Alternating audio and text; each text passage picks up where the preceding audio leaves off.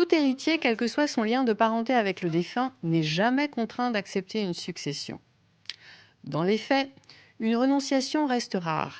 Cette décision est souvent prise lorsque les dettes du défunt dépassent le montant de l'actif successoral. Dans ce cas, l'héritier renonçant ne reçoit rien et n'a donc pas à payer les dettes du défunt. En effet, la renonciation ne peut être que totale, il est impossible de refuser certains biens seulement. Elle peut aussi être envisagée de façon plus positive pour avantager ses propres enfants. Un enfant du défunt peut, par exemple, renoncer à sa part de succession, qui sera alors partagée entre ses enfants.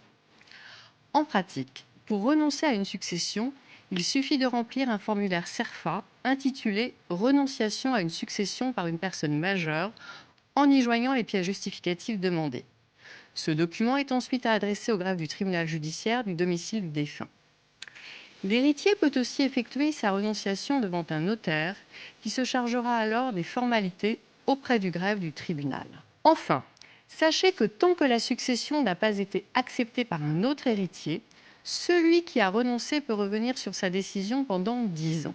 Mais, dans ce cas, il n'aura d'autre choix que d'accepter la succession purement et simplement sans bénéficier de l'acceptation à concurrence de l'actif net et devra donc, s'il y a lieu, régler les dettes éventuelles du défunt.